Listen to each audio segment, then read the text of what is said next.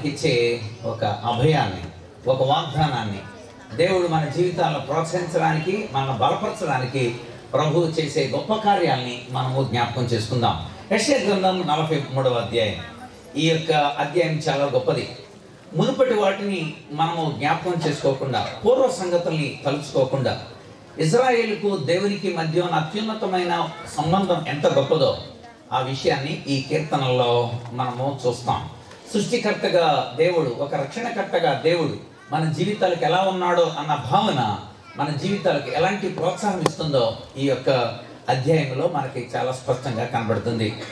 ఈ యొక్క అధ్యాయం అంతా కూడా మన స్థితిని మనకు తెలియచేస్తుంది, దేవుని యొక్క ఉనికిని తెలియచేస్తుంది, మన యొక్క స్టేటస్ నుండి ఎలా బయటికి రావాలో అన్న విషయం తెలియజేస్తుంది. మనం దేవుని మర్చిపోయినప్పుడు లేక లెక్క చేయనప్పుడు దేవుడు చేసే కార్యాలను కూడా గుర్తు చేస్తుంది. 43వ అధ్యాయం యెషయా గ్రంథం 18-19 వచనాలు నేను చదువుతాను, దయచేసి చూడండి. మునుపటి వాటిని జ్ఞాపకం చేసుకొనకండి, పూర్వకాలపు సంగతులను తలచుకొనకండి. ఇదిగో నేను ఒక నూతన క్రియ చేస్తున్నాను, ఇప్పుడే అది మొలచును, మీరు దాన్ని ఆలోచింపరా? నేను అరణ్యములో త్రోవ కలుగు చేయుచున్నాను, ఎడారులలో నదులు పారజేయుచున్నాను. చిన్న ప్రార్థన చేస్తాను. ప్రేమ కలిగిన తండ్రి, నీ నామమును బట్టి నీకు వందనాలు, కృతజ్ఞతాస్తుతులు చెల్లిస్తున్నాం. 2021 సంవత్సరం అంతా కన్నీటితో, వేదనతో, బాధతో, ఒంటరిగా ఇతరులతో చెప్పుకోలేక కొన్ని విషయాలు మాలో మేమే కురింగిపోయిన అనేక బలహీనమైన పరిస్థితులు మా జీవితాల్లో దాడి చేశాయి. అయినప్పటికీ నీ కృప మా మీద విస్తరించి అనేక మంది ఈ దినాన్ని చూడలేకపోయినా ప్రభా, నీ పిలుపును అందుకొని నీ దగ్గరకు వచ్చిన మేమైతే సజీవులే కదా ప్రభువా, నిన్ను స్తుతిస్తారు. ఈ దినమున నేను సజీవుడనే స్తుతిస్తున్నానన్న కీర్తనాకారుడి యొక్క పాటలో భాగంగా మా జీవితాలను కూడా ఉంచిన దాన్ని బట్టి వందనాలు చెల్లిస్తున్నాం. మేమంతా నీ బిడ్డలుగా, నీ జనాంగంగా, నీ సొత్తైన ప్రజలుగా, నీ పేరు పెట్టబడిన వారుగా మేము నీ సన్నిధానంలో చేరున్నాం. ప్రభువా, మాకు మీరు బలమివ్వండి, మమ్మల్ని మీరు ధైర్యపరచండి. మాకు అభయమిచ్చే దేవుడిగా నువ్వు ఉన్న దాన్ని బట్టి లేఖనాల్లో నుండి మేము ధ్యానించబోతున్నాం. నిలవబడిన నీ దాసుడు బలహీనుడిగా ఒప్పుకుంటున్నాడు. ప్రభువా, మీరే మా అందరి జీవితాలకు అవసరమైన వాగ్దానాన్ని ఈ నూతన సంవత్సరంలో మాకు ఇవ్వండి. మీరే మహిమ పొందండి, మాతో మాట్లాడండి, మమ్మల్ని స్పృశించండి, ధైర్యపరచండి, కన్నీటిని తొడవండి. యేసయ్య పరిశుద్ధ నామమున స్తుతించి వేడి ప్రార్థిస్తున్నాం తండ్రి, ఆమేన్. ప్రియులారా, దేవుడు మనకిచ్చే ఒక మంచి అభయం, దేవుడు మనకిచ్చే ఒక మంచి వాగ్దానం ఈ నూతన సంవత్సరంలో. అదేంటంటే, మునుపటి వాటిని జ్ఞాపకం చేసుకోకండి. 2021 ఈ బిట్టర్ ఎక్స్పీరియన్స్ ని జ్ఞాపకం చేసుకోకండి. జరిగిన ఆ పరిణామాలు, లేక ఆ కన్నీరు, ఆ దుఃఖం, ఆ విలపం, ఆ వైరాగ్యం, ఆ నిరాశ, ఆ నిస్పృహ, ఒంటరితనం, ఇతరులు మనల్ని చూసిన చూపు, ఇతరులు మన ఎడల వారు కలిగి ఉన్న వైఖరి, ఇతరులు మనల్ని లేక మన పరిస్థితులను బట్టి వాళ్ళు కలిగి ఉన్న ప్రవర్తన తీరు మీరు తలుచుకోకండి. పూర్వ సంగతుల్ని తలుచుకోకండి. ఎందుకు తలుచుకోవద్దంటే, నేను ఒక నూతన క్రియ చేయబోతున్నాను. ఆమేన్ అనాలి అందరూ. దేవుడు ఒక నూతన క్రియ చేయబోతున్నాడు. ఏమిటా నూతన క్రియ? అసలు ఈ పదాన్ని ఎందుకు వాడాల్సి వచ్చింది? ఇది చాలా ప్రముఖమైన అధ్యాయం. ప్రారంభంలో అంటాడు, యాకోబు నిన్ను సృజించిన వాడను నేనే. సృజించుట అనే పదం, సృజించుట బారా అని ఉంటుంది హెబ్రీ భాషలో. సృజించుట అంటే ఎంత క్రితం లేదు, ఇప్పుడుంది. అది సృజించడం అంటే శూన్యంలో నుండి సృష్టిని సృజించిన దేవుడు, పాల్సన్ని సృజించిన దేవుడు, నిన్ను సృజించిన దేవుడు. నీకు లాంటి ఈ ప్రపంచంలో ఎవడు ఉండడు. అది సృజన అంటే. ఇంకా పోలి ఉన్నాడు ఇంత క్రితం చచ్చిపోయిన వాళ్ళలో కానీ, ఇంకా పుట్టబోయే వాళ్ళలో కానీ, బతుకున్న కోట్ల మంది ప్రజల్లో నిన్ను పోలిన వాడు ఎవడు ఉన్నాడు. అది సృజన. నేనే నిన్ను సృజించాను. అంతేకాదు, ఇజ్రాయేలు నిన్ను నిర్మించాను అన్నాడు. మొదటి వచనంలో ఆయన సృష్టికర్తగా చెప్పాను నేను.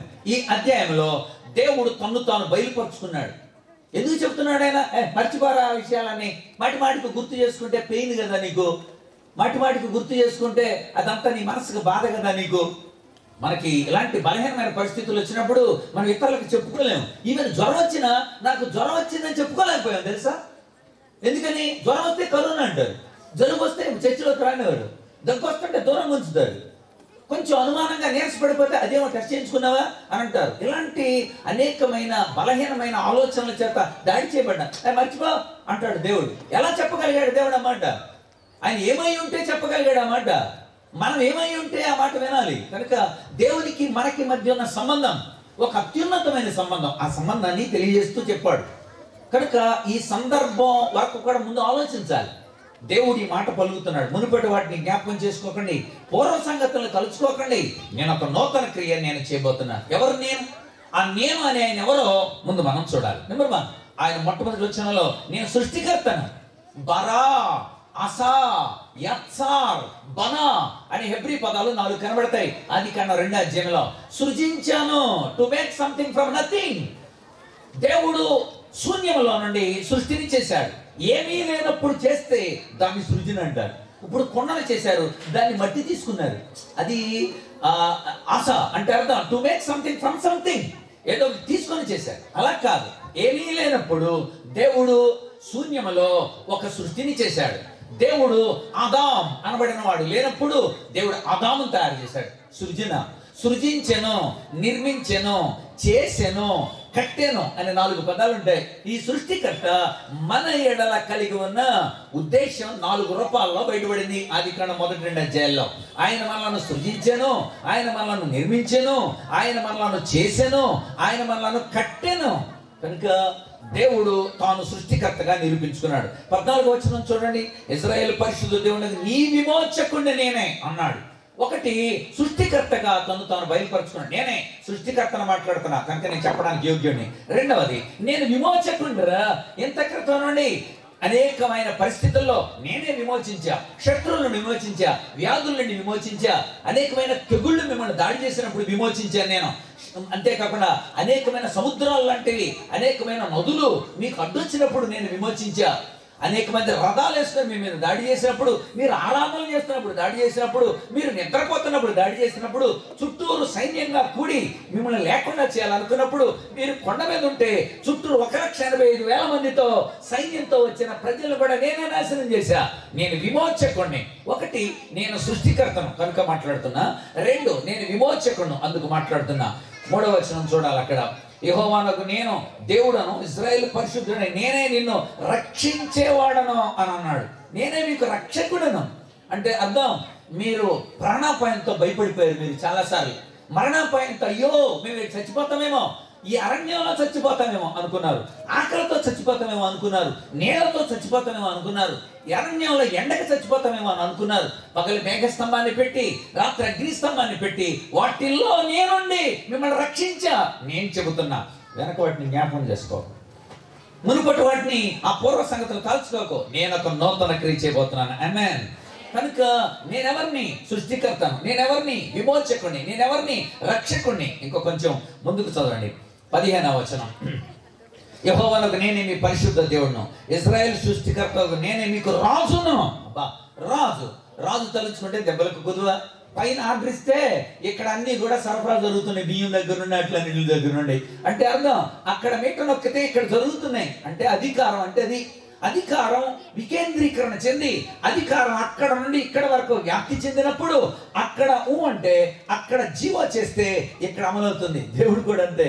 ఒక సామాన్యమైన మానవుడు ఒక అధికారిగా ఉండి జీవో చేస్తే ఇక్కడ అమలవుతున్నప్పుడు, పరలోకమందున్న దేవుడు తాను అక్కడ మీట నొక్కితే, తాను మాట సెలవిస్తే, ఆయన అంటే, ఆయన ఆమెన్ అంటే సమస్తం జరగదా? నేను చెబుతున్నా, నేను మీ రాజును.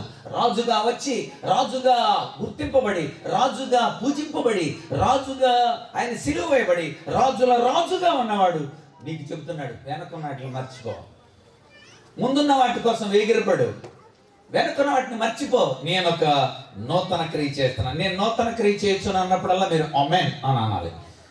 ఎందుకంటే ఇది దేవుడు చెప్పే మాట. ఆయన ఏమై ఉన్నాడో చెబుతున్నాడు. అందుకే రక్షకుడుగా, సృష్టికర్తగా, విమోచకుడుగా, రాజుగా. ఇంకా కొంచెం ముందుకు వెళదాం. 2వ వచనం చూడండి. నీవు జనవల్లో బడి దాటినప్పుడు నేను నీకు తోడై ఉన్నాను, నదుల్లో బడి వెళ్ళినప్పుడు అవి పొరలో, అగ్ని మధ్య నడుచున్నప్పుడు కాలిపోవు. నీ సంరక్షకుడిని నేనే రాబాయ్, నీ సంరక్షకుడిని. అగ్నిలో వేసినప్పుడు నీతో ఉన్నది ఎవరు? నేనే. ఆ 4వ వ్యక్తి ఎవరు? దేవదూతలా కనబడుతున్నాడు, బయటికి రమ్మనండి అన్నాడు. బయటకు వస్తే 3, లోపలికి వెళ్తే 4. అంటే నువ్వు శ్రమలో ఉన్నప్పుడు, నువ్వు కన్నీటితో ఉన్నప్పుడు, నువ్వు దుఃఖంలో ఉన్నప్పుడు, నువ్వు బాధపడుతున్నప్పుడు నీ పక్కన దేవుడు ఎప్పుడు ఉంటాడు. ఎందుకని? నీకు దేవునికి మధ్య అంత అత్యున్నతమైన సమానం. అందుకే దేవుడు నేనున్నా, I will be with you, నేను నీకు తోడై ఉంటా. ఇమ్మాన్యుయేల్. క్రిస్మస్ అందరూ చెప్పుకున్నది యెహోవా మనకు తోడు, దేవుడు మనకు తోడై ఉన్నాడు, నీ పక్కన ఉంటాడు. అరణ్యాల్లో వెళ్ళిపోతుంది, హాగరు తొలివేయబడింది. దేవుడే హాగరును చూశాడు, హాగరు దేవుడిని చూడలా. దేవుడే హాగరు ఎక్కడి నుండి వస్తున్నావు, ఎక్కడికి వెళ్తున్నావు, నేను నిన్ను చూశాను, నీ దేన స్థితిని చూశాను, నేను నిన్ను పెళ్లి చేసుకోమంది ఆవిడే, చూసేస్తుంది కూడా ఆవిడే. నాకు తెలుసు నీ కన్నీరు. నిన్ను నియమించే వాళ్ళే నిన్ను తోసేసేయచ్చు, నిన్ను పొగిడే వాళ్ళే నిన్ను చేదరించుకోవచ్చు, నీ పైన ముఖస్థుతికి నిన్ను పొగిడే వాళ్ళే రేపొద్దు నీకు కోతులు తీయొచ్చు. వెయిట్ హాగరు, నేను నీకు తోడైనా నిన్ను ఆశీర్వదిస్తా. దేవుడు అంటున్నాడు ఈరోజు నీకు ఆయన సంరక్షకుడిగా ఉన్నాడు. ఆయన చెప్తున్నాడు వెనకనే మర్చిపో, నేను ఒక నూతన క్రియ చేయబోతున్నాను. ఈరోజు దేవుడు ఒక నూతన క్రియ చేయబోతున్నాడు. ఎలా చేస్తాడు ఆయన? ఆయన ఏమై ఉన్నాడో తెలియచెప్పి అప్పుడు చేస్తున్నాడు. నేను సంరక్షకుడు అన్నాడు. 4వ వచనం చూడండి అక్కడ, నీవు నా దృష్టికి ప్రియుడైనందున నువ్వు ఘనుడవైతివి, నువ్వు నాకు చాలా ఇష్టంగా ఉన్నవాడు రా. ఎందుకంటే ఆయన స్వకీయ సంపాద్యం. కొత్త నిబంధనలో ఆయన జనంగా మనం పేతురు పత్రిక 2:9 మీరు చీకటిలో నుండి ఆశ్చర్యకరమైన తన వెలుగులోనికి మిమ్మల్ని పిలిచిన వారి గుణాతిశయంలో ప్రచురం చేయనిమిత్తం ఏర్పరచబడిన వంశం నువ్వు, రాజులైన యాజక సమూహం నువ్వు, పరిశుద్ధ జనం నువ్వు, దేవుని సొత్తైన ప్రజ నువ్వు. Don't worry. ఎందుకో తెలుసా, నేను ఒక నూతన క్రియ చేయబోతున్నాను.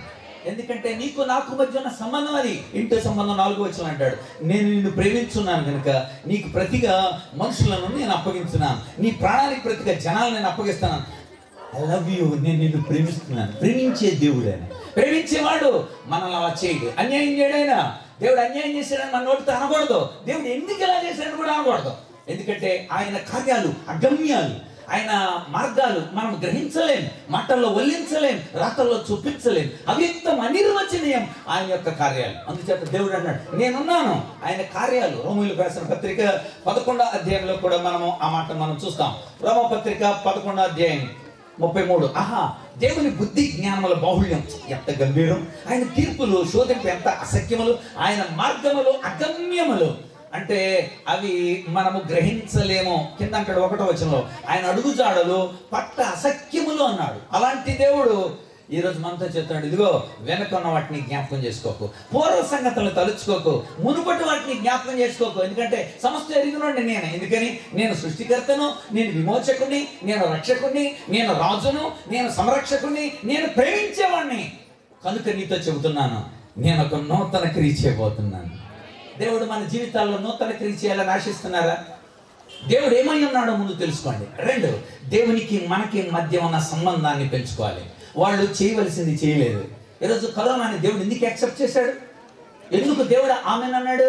కరోనా వ్యాపిస్తుంటే ఎందుకు మౌనం ఉన్నాడు? మన ప్రార్థనలన్నీ కూడా ఏం చేస్తాడండి మీ దేవుడు? అన్ని ప్రార్థనలు చేస్తున్నాడు. కరోనాని ఎందుకు తీసేయలేదు అని అడిగారు. వాట్సాప్లో చాలా మెసేజ్లు నేను పొందాను. దేవుడే మౌనంగా ఉన్నాడు. ఎందుకని? మీ ప్రార్థనలు వింటున్నాడు, కానీ ఆయన మౌనంగానే ఉన్నాడు. ఎందుకున్నాడు? మానవ తప్పిదం అది. మానవుని యొక్క దేవుని విషయంలో మానవుడు చేసిన ద్రోహం అది. 22 నుండి 24 వచనాలు. యాకోబు, నువ్వు నాకు మొర్ర పెట్టలేదు, ప్రార్థన చేయడం లేదు. అక్కడ మన స్వకీయమైన దురాశలే మనకి ఎక్కువ. నువ్వు నాకు మొర్ర పెట్టలేదు. చదువుదాం చూడండి అక్కడ 22 నుండి 24. ఇశ్రాయేలు, నన్ను గురించి నువ్వు విసిగితివి కదా. అంటే ఏంటి? మొక్కలు పెట్టమంటే నొప్పి వచ్చింది నీకు, దేవుని మందిరాలు ఉన్నంటే తిమ్మిరులు వచ్చినాయి నీకు, అదే నీ సొంత కార్యాలకైతే అలా ఉండవు అనమాట. వెరీ గుడ్, నువ్వు అలా ఉన్నావు కదా, నువ్వు నాకు మొరపెట్టలేదు, నన్ను బట్టి విసిగించావు కదా. అదే గురువారం రమ్మంటారండి, శుక్రవారం రమ్మంటారని స్థిరం పెట్టి శనివారం విజ్ఞాపన కూడికండి, ఆదివారం ఇదండి, ఏంటండి ఇది అని నన్ను బట్టి విసిగిపోయావు కదా నువ్వు. నేను నీ కోసం ప్రాణం పెట్టి, నేను నీ కోసం రక్తం కార్చి, నేను నీ కోసం సమస్తాన్ని చేయగలిగినప్పుడు నువ్వు నా కోసం ఏం చేసావు? ఇశ్రాయేలు, యాకోబు నేను ఇశ్రాయేలుగా మార్చినాడు నేను కదా. చూడండి అక్కడ రాబడిన మాట 23వ వచనం, దహన బలులుగా గొర్రె మేకల పిల్లలు నా ఎద్దుకు తేలేదు, దహన బలు అర్పించలేదు, నీ బలుల చేత నన్ను గణపరచలేదు. అంటే పాపానికి పరిహారార్థంగా నువ్వు చెల్లించవలసిన ఏ బలుల్ని కూడా నువ్వు అర్పించలేదు. అంటే అర్థం, దేవునికి మనకి మధ్య పాప క్షమాపణ నిమిత్తమై ఉండవలసిన స్థితిని నువ్వు మర్చిపోయావు. అంటే పాపాలు పేరుకున్న పాపాలే కనబడుతున్నాయి, కానీ పాపాలను తొలగించుకోవడానికి నీలో పశ్చాత్తాపం కనిపించలేదు. ఇంకా కొంచెం చూడండి అక్కడ ఇలా అంటాడు, నైవేద్యములు చేయవలని నేను బలవంత పెట్టలేదు. లేదా నా కోసం నువ్వు కానుకలు తీసుకురారా, నువ్వేమో నైవేద్యాలు తీసుకురారా అని నేను ఏమైనా అడిగానా? దేవుడు అంటున్నాడు, చాలా మంది కానుకలు తీసుకొచ్చి ఇది ఎంత కానుక ఇచ్చాము మేము అని చెప్పడం, మేము అలా చేసామని చేసిన దాన్ని చెప్పుకోవడం. నో, నేను ఏమైనా అడిగాను? నేను అడగలేదుగా. నీకు ఆ కృతజ్ఞత ఉందో లేదో నేను చూస్తున్నాను. ఇన్ని ఇచ్చాను, నా కోసం ఏమి ఇచ్చావు? ఇన్ని ఇచ్చాను, నా కార్యం కోసం నువ్వు ఏం చేశావు అని అడుగుతున్నాడు. కనుక ఈరోజు దేవుడు మన జీవితాలలో ఆయన ఆశించిన దాన్ని జరిగించలేనందుకు బాధపడ్డాడు. బాధపడటం కాదు, వాళ్ళకి హెచ్చరించాడు. హెచ్చరించడమే కాదు, వాళ్ళకి బుద్ధి చెప్పాడు, అయినా వినలేదు. అందుకే శత్రువులకు అప్పగించాడు. మన స్టేటస్ ఎలా ఉంది అని చెబుతున్నాడు. తాను ఏమై ఉన్నాడో చెప్పాడు. ఇప్పుడు మన స్టేటస్ చెబుతున్నాడు. ఆనాడు ఇజ్రాయిల్లే కాదు, ఈరోజు మనం కూడా ఏమనుందో చూడండి. అక్కడ వెళ్ళినమాట, దూపం వేయవాలని నేను విసిగించలేదు. నువ్వు ప్రతిరోజు నాకు దూపమైనానా అని నేను ఏమైనా అడిగానా? ఆయన వెండి బంగారాలను అడిగాడు. వెండి బంగారములు కోరలేదు నీవు, నలిగిన మనసే అడిగినావు. ఏమడిగాడైనా? నేను వెండి బంగారం అడగలేదు కదా, విరిగి నలిగిన హృదయమే ఆయనకి ఇష్టమైన బలి. కనుక నేను అడగని వాటిని నువ్వు చేసేస్తూ దాన్ని గొప్పగా నువ్వు చేసుకుంటున్నావు కదా, నీ స్టేటస్ అలా. అందుకే నాకు బాధ కలిగింది. నువ్వు నాకు మొరపెట్టడం లేదు, నువ్వు నా సన్నిధానంలో మోకరించడం లేదు. ఇంకా కొంచెం చూడండి. అంతేకాదు, నా నిమిత్తం సువాసన గల లవంగం చెక్క నువ్వు రోకరించి కొనలేదు, నీ బలి పశువుల కొవ్వు చేత నన్ను తృప్తిపరచలేదు. సరిగదా, నీ పాపాల చేత నువ్వు నన్ను విసిగించావు. నువ్వు నన్ను విసిగిస్తున్నావు మాటి. అరే, నా పేరు పెట్టమని నా జనులు, నేను సృజించిన నా జనులు ఏంటి ఇలా చేస్తున్నారు? అనేకసార్లు ప్రవక్తల చేత చెప్పించాను. 20 సంవత్సరాలు ఇర్మియా చేత చెప్పించాడండి. 20 సంవత్సరాలు అయినా వినలేదు. ఆయన వినకపోతే ఏం చేశాడు? వినకపోతే శత్రువులకు అప్పగిస్తాను అన్న విషయాన్ని కూడా చెప్పేశాడు. చెప్పినా సరే వినలేదు. అందుకే నెబుకద్నెజరు పంపించేశాడు. అష్షూరీయులను పంపించి ఇశ్రాయేలుని తీసుకెళ్ళిపోయాడు. బబులోనీయులను పంపించి యోధా వారిని తీసుకెళ్ళిపోయాడు. వై? ఎందుకు దేవుడే యాక్సెప్ట్ చేస్తాడు కొన్ని విషయాలు? మానవుని యొక్క నైతిక విలువలు కోల్పోవడం, మానవుడు తప్పిదం చేయడం, మానవుడు ప్రేమించడం నేర్చుకోకపోవడం, మానవుడు క్షమించడం రాకపోవడం, దేవునికి ఇవ్వవలసిన స్థానం దేవునికి ఇవ్వకపోవడం, తననే ఘనంగా తననే ఉన్నతంగా మానవుడు భావించడం, ఇది దేవునికి ఇష్టం లేని పని. దేవుని దగ్గర ఎలా ఉండాలో అన్న విషయం చెప్పినప్పుడు అలా చేయకుండా దేవునిని మరిచిపోవడం. ఇంకా చూడండి ఏమన్నాడు? నీ పాపముల చేత నన్ను విసిగించితివి, నీ దోషముల చేత నన్ను ఆయాస పెట్టితివి. ఇంత కార్యం నువ్వు చేశావు, అందుచేతనే నేను ఈ నిర్ణయాన్ని నేను తీసుకున్నాను అని దేవుడు చెప్పాడు.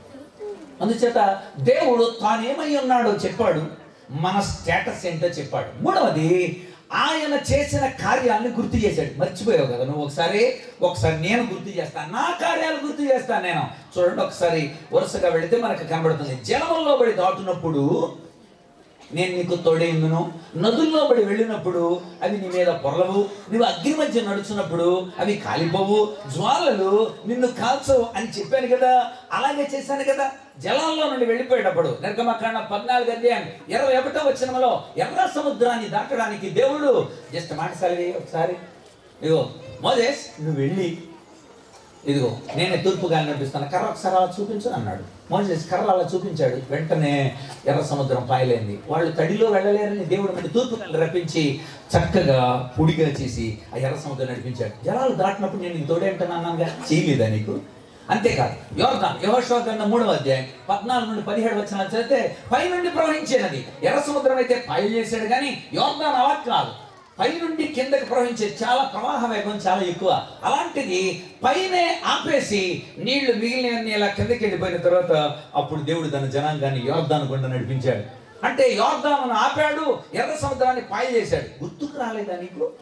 అంటే దేవుడు చేసిన కార్యాలు అనేకమైన పరిస్థితుల్లో దేవుడు ఆపి మన వరకు రాకుండా మన జీవితాలను కాపాడిన స్థితి మనం గుర్తు చేసుకోవద్దా? అది గుర్తు చేసుకో. అందుచేత నేను ఎలాంటి వాడినా నువ్వు గుర్తు చేసుకో. అంతేకాదు, అగ్ని మధ్యలో నుండి నేను నటించేవాడిన కదా. దానియేలు గ్రంథం 3:19 నుండి మీరు చదివితే దేవుడు అగ్నిలో తన బిడ్డలకు ఎలా తోడుగా ఉన్నాడో దేవుడు గుర్తు చేశాడు. ఈరోజు ఇశ్రాయేలీయులకు కాదు, మనకు కూడా గుర్తు చేస్తున్నాడు. మీ పితరుల దగ్గర నుండి నేను రక్షిస్తున్నానో అంటే, ఇంకా కొంచెం కిందకి చదవండి 4వ వచనంలో, నేను నిన్ను ప్రేమిస్తున్నాను. ప్రేమించిన వాళ్ళు ఏదైనా ఇవ్వడానికి ఇష్టపడతారు. అందుకోసం అంటున్నాడు, నీకు ప్రతిగా మనుషుల్ని అప్పగిస్తున్నాను నేను. అనేక మంది, ఈవెన్ ఈజిప్ట్ వాళ్ళు కూడా ఫరోతో సహా, అంత సుప్రీం ఫరో మోసెస్కి తల వంచాడు. ఇదిగో వెళ్ళు, మళ్ళీ ఆడి యొక్క ఇగో దెబ్బతింటాం, మళ్ళీ వెనకబడ్డాం, మళ్ళీ చెయ్యి. ఎలా తల వంచాడు? నేను ఐగుప్తుల్ని మనుషుల్ని నీకు అప్పగిస్తా, ఐగుప్తు ధనానంతటిని మీకు అప్పగిస్తా. దేవుడు ఇచ్చిన ప్రామిస్ ఇజ్రాయేలీలు మర్చిపోయారు. అందుచేత నువ్వు నాకు ప్రియుడవు, కనుక గనుడిగా ఇచ్చా, నేను నిన్ను ప్రేమించాను, అందుకే మనుషుల్ని ఇచ్చా, నువ్వు నాకు ప్రాణానికి ప్రతిగా ఉన్నావు, అందుచేత నేను నీకు అనేక జనాలను ఇస్తున్నాను. అయినా ఇజ్రాయేలీలు తప్పు చేయడం అనేది క్షమింపరాని నేరం. అయినా కూడా దేవుడు అంటాడు 5 నుండి 7 వచనాల్లో, భయపడకు. చూడండి అక్కడ రాయబడిన మాట, భయపడకు, నేను నీకు తోడే అన్నాను. ఏంటి దేవా, మమ్మల్ని వదిలేస్తావా? ఇప్పుడు కూడా మనకు వచ్చిన డౌట్ అదే, దేవుడు వదిలేస్తాడా? నీకు ఇలాగే కరోనాతో మనం నాశనం అయిపోతున్నాం అలాగైనా? కాదు. ఇజ్రాయేల్ తల్లి, భయపడకో, నిన్ను శత్రువులు తీసుకెళ్తారు, 70 సంవత్సరాలు ఉంచుతారు, బుద్ధి వస్తుంది మీకు, మళ్ళీ వెనక్కి తీసుకొస్తాలే అన్నాడు.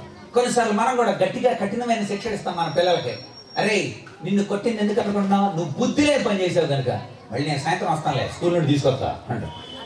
ఇక్కడ కొడతాం, టీచర్ దగ్గరికి వెళ్ళి టీచర్ చేత కూడా కొట్టిస్తాను నన్ను. పిల్లలు మీరు తెలిసేలా కూడా చెబుతున్నాను. అందుకే కొన్నిసార్లు గట్టిగా మీ టీచర్లు కూడా కొట్టేది ఎందుకు? అసలు మేమే చెబుతాం అలాగా. చితకపోతానండి అడు, అది సరిగ్గా ఎంతలా మాట అని అనుకోండి, చితకపోతుంది కదా. ఎందుకో తెలుసా? మీ నాశనం వాళ్ళని కాదు, దేవుడు అదే చెబుతున్నాడు. 5 నుండి 7 వచ్చిన, భయపడకు, నేను నీకు తోడే అన్నాను, తూర్పు నుండి నీ సంతానాన్ని తెప్పిస్తానులే, పడమటి నుండి మళ్ళీ సమకూర్చి రప్పిస్తానులే, అప్పగింపు అని ఉత్తర దిక్కుగా ఆజ్ఞిస్తానులే, బిగబట్టొద్దని దక్షిణ దిక్కుగా ఆజ్ఞిస్తానులే. అంటే ఉత్తరానికి ఒకళ్ళు దక్షిణానికి ఒకళ్ళు వెళ్ళిపోయారు. ఇశ్రాయేలు ఒకవైపు, యూదులు ఒకవైపు 70 సంవత్సరాలు, ఇటు అషూరీలు ఇటు బబులోనీయులు తీసుకుపోయారు. మళ్ళీ అప్పగింపమైన రాజులు చెబుతానులే, నువ్వు డోంట్ వరీ. అంతేకాకు తర్వాత ఏమన్నాడు చూడండి, 7వ వచనం, దూరం నుండి నా కుమారులను, భూతికంతో నా కుమార్తెలను తెప్పిస్తాను, నా మహిమ నిమిత్తం నేను సృజించిన వారిని, నా నామం పెట్టబడిన వారందరినీ తెప్పిస్తాను, నేను తీసుకొస్తాను. నేను దేవుడు అప్పగిస్తున్నాడు, దేవుడు మళ్ళీ వెనక్కి తీసుకొస్తున్నాడు. ఏంటి ఆయన చేసిన పని? ఎందుకు అప్పగించాల్సి వచ్చింది? మానవుడు దేవుని మాట వినలేదు. అందుకోసం కింద చెప్తాడు, భూమిని నేను ఒక తీర్పు చేస్తా, భూమి మీద దేవుడే తీర్పు చేయబోతున్నాడు అనమాట. ఆ తీర్పులో సాక్షులుగా ఇశ్రాయేలీలు కాదు, ముద్దాయిలుగా నిలబెట్టబోతున్నాడు. ఈరోజు దేవుడు మనల్ని నిలబెడితే ముద్దాయిలుగా ఉంటా, నువ్వు నాకు సాక్షులుగా ఉండవలసిన వాళ్ళు ముద్దాయిలైతే, సాక్ష్యం చెప్పాల్సిన వాళ్ళు ముద్దాయిలైతే ఏ శిక్ష విధించాలి? అందుకే అంటాడు అక్కడ చూడండి, అక్కడ 9వ వచనం, సర్వజనులారా గుంపు కూడి రండి, జనములు కూర్చబడాలి, వారిలో ఎవరు ఇట్టి సంగతులు తెలియజేతురు, పూర్వకాలం జరిగిన వాటిని ఎవరు మాకు వినిపించరు, మేము నిర్దోషులను తీర్పు పొందినట్లు తమ సాక్ష్యాలు మీరు తీసుకురావాలి. తీసుకురండి ఇప్పుడు. ఎందుకని? సాక్షులుగా నిలబడేసిన మిమ్మల్ని నేను ముద్దాయిలుగా నిలబెడతానా, మీ పక్షాన సాక్ష్యం ఇచ్చేవాడు ఎవడన్నా తీసుకురండి అన్న. భూమిని నిలబెడతా, ఆకాశాన్ని నిలబెడతా, మీకు సాక్షులుగా. మీరు నాకు సాక్షులుగా ఉండవలసిన వాళ్ళు, నా ద్వారా నిర్మింపబడినాడు. 10వ వచనం, మీరు తెలుసుకొని నన్ను నమ్మి నేనే అని గ్రహించినట్లు మీరును నేను ఏర్పరచుకున్న నా సేవకుడు నాకు సాక్షులు. నా గురించి సాక్ష్యం ఇవ్వాల్సిన మీరు మీ గురించి సాక్ష్యాన్ని తెచ్చుకోవాల్సిన పరిస్థితి ఏర్పడుతుంది. లేదు నేను అలా చేయలేదు, నేను లేదు అని అంటానికి ఎవరు సాక్ష్యం ఇస్తారు? భూమా ఆకాశమా? ఈరోజు దేవుడు అంటున్నాడు, నీ స్థితిని నువ్వు ఒప్పుకుంటే, నీ స్థితిని నా దగ్గర చెప్పుకుంటే, మూల పితరుల దగ్గర నుండి కూడా అలాగే ఉన్నారు, ఈ రోజు కూడా నువ్వు అలాగే ఉంటే, మన పితరులు అలా చేశారండి, మనం కూడా అలా చేస్తే చూడండి అక్కడ 26 నుండి, నాకు జ్ఞాపకం వచ్చి మనం కూడి వాదింతుము, నీవు నీతిమంతుడిగా తీర్చమన్నట్లు నీ వాద్యాన్ని వివరించు, నిలబడు నువ్వు, నేను చెప్తాను నీకు జవాబు. నీ మూల పితరులు పాపం చేసినోడే ఆదాము దగ్గర నుండి. అలాగే కాకుండా మరి గోత్రకర్తలు ఇద్దరు అన్నారు, అబ్రహాము కూడా నాకు వ్యతిరేకంగా ఇలా చేసినోడే, దావీదు కూడా అలా వ్యతిరేకంగా చేసినోడే. మూల పితరులే అలా ఉన్నారు కదా, నువ్వు మళ్ళీ చేస్తావా? వాళ్ళు క్షమింపబడ్డారు, నువ్వు క్షమింపబడవా? నువ్వు ఒప్పుకోవా నీ స్థితిని? అలా ఒప్పుకుంటే నేను పూర్వస్థితిని ఇస్తా. దేవుడు మన స్థితిని ఒప్పుకోమని చెబుతున్నాడు. ఎందుకో తెలుసా? ఆయన పూర్వం జరిగించిన విషయాలు గుర్తు చేస్తున్నారు. ఆయన పూర్వం చేసిన కార్యాలు, ఆయన విమోచకుడు, ఆయన రాజు, ఆయన రక్షకుడు, ఆయన ప్రేమించేవాడు. నేను నిన్ను ప్రేమించే అప్పగించా. అందుచేత దేవుని ప్రేమ 25వ వచనం చూడండి, నేనే నా చిత్తానుసారంగా నీ అతిక్రమం తుడి చేస్తా. అందుచేత నేను చేయబోయే కార్యక్రమం అది. అందుచేత నువ్వు పశ్చాత్తాపడితే మనం కూడా ఈ నూతన సంవత్సరంలో మన పూర్వస్థితిని, ఎందుకని దేవుడు చెప్పబోతున్నాడు, మునుపటి వాటిని జ్ఞాపకం చేసుకోకండి. పోయిన సంవత్సరం లేకపోతే మనకున్న బిట్టర్ ఎక్స్పీరియన్స్ జ్ఞాపకం చేసుకోకండి, పూర్వ సంగతుల గురించి తలంచుకోకండి. నేను ఒక నూతన క్రియ చేయబోతున్నాను. ఆమేన్. ఆయన నూతన క్రియ చేయబోతాడు ఎప్పుడు? మనం ఒప్పుకున్నప్పుడు. దేవుడు అంటాడు, నా చిత్తానుసారంగానే నీ అతిక్రమం తుడిచిపెడతా, నేను నీ పాపాన్ని జ్ఞాపకం చేసుకోనను.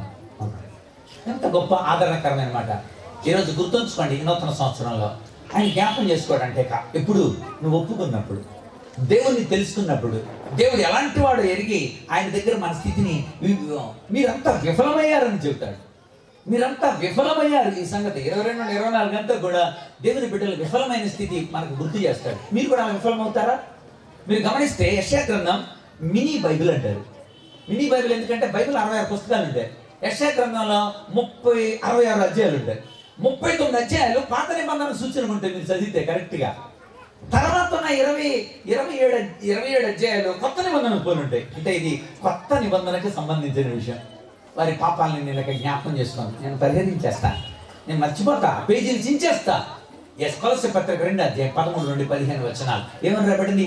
కాబట్టి దేవుడు ఆ యొక్క రుణపత్రాన్ని మేకులతో సిలువకు కొట్టి దాని మీద ఉన్న చీవరాత్రం తుడిచివేసి మనకు అడ్డం లేకుండా ఎత్తివేసి మన పాపాలను క్షమించి ఆయన తనతో పాటు కూర్చుండబెట్టుకుంటానన్నాడు. ఎంత గొప్ప భాగ్యం! నూతన క్రియ అంటే అదే. తిరిగి మనల్ని పునరుద్ధరించబోతున్నాడు. రిస్టోరేషన్ దేవుడు ఇవ్వబోతున్నాడు. పూర్వ వైభవాన్ని ఇవ్వబోతున్నాడు. మునుపటి ఏదేనో విషయాల్ని మనకు అందించబోతున్నాడు. అందుచేతనన్నాడు, వెనకట్లు మర్చిపో, రాజుగా చెబుతున్నా, రక్షకుడిగా చెబుతున్నా, ప్రేమించేవాడుగా చెబుతున్నా, సంరక్షకుడిగా ఉన్నవాడిని చెబుతున్నా, సృజించేవాడిగా చెబుతున్నాను. నేను వెనకట్లు మర్చిపో, నేను ఒక నూతన క్రియ చేయబోతున్నాను. మీ కుటుంబాల్లో అలాంటి నూతన క్రియ జరగాలంటే మన స్థితిని మనం ఒప్పుకోవాలి. ఇజ్రాయేల్ ఒప్పుకున్నారు, యూదా వారు కూడా ఒప్పుకున్నారు. బబులోనులో నుండి వెనక్కి దేవుడు తీసుకొచ్చేసాడు. 3 విడతలుగా వెనక్కి తీసుకొచ్చాడు. జెరుబ్బాబెలు నాయకత్వంలో మొదటి విడత వెనక్కి వచ్చేసాడు. ఎజ్రా నాయకత్వంలో 2వ విడత వెనక్కి వచ్చేసాడు. నెహెమ్యా నాయకత్వంలో 3వ విడత వెనక్కి వచ్చేసాడు. అందరూ వెనక్కి రాబడ్డారు.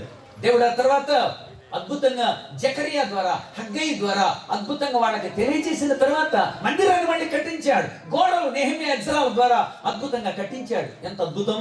దేవుడు పునరుద్ధరణ చేసే దేవుడు. ఈరోజు నీ జీవితంలో కూడా అలాంటి పునరుద్ధరణ కావాలా? పూర్వస్థితిని మర్చిపో, దేవుడు చేసే గొప్ప కార్యాన్ని జ్ఞాపకం చేసుకో. ఎలా చేస్తాడో జ్ఞాపకం చేసుకో. దేవుడు ఎలాంటి వాడో తెలుసుకో. నీ స్టేటస్ ఏంటో తెలుసుకో. దేవుడు ఏం చేశాడో తెలుసుకో. నువ్వు చేయాల్సింది ఏంటో తెలుసుకో. ఈ 4 విషయాలు మర్చిపోకండి ఈ నూతన సంవత్సరంలో. దేవుడు ఎలాంటి వాడో తెలుసుకోండి. 2వది, మన స్థితి ఏంటో తెలుసుకోండి. దేవుడు ఏ కార్యాలు చేశాడో గుర్తు తెచ్చుకోండి. మన పూర్వపు స్థితిని మర్చిపోయి మనం ఇప్పుడు ఏం చేయాలో తెలుసుకోండి. మనం ఉన్న స్థితి ఆందోళనకరమైన స్థితిలో ఉన్నప్పుడు క్రైసిస్. నెక్స్ట్ ఏమిటంటే భయంతో బతుకుతున్నాం, ఆందోళనతో బతుకుతున్నాం. దేవుడు మనకి ఇచ్చే వాగ్దానం, నేను ఒక నూతన క్రియ చేయబోతున్నాను. కనుక దేవుని నూతన క్రియ కోసం ఎదురు చూస్తూ ఈ నూతన సంవత్సరంలో మన స్థితిని ఒప్పుకొని దేవునితో చెప్పుకొని ఆయన రక్తంతో కడగబడి పరిశుద్ధులుగా, నీతిమంతులుగా సంఘాల్లో, సమాజంలో ఆయన కోసం ఇంకా బలమైన పాత్రలుగా వాడబట్టడానికి పరిశుద్ధాత్ముడు మనకు సహాయం దయచేయను గాక. ఆమేన్.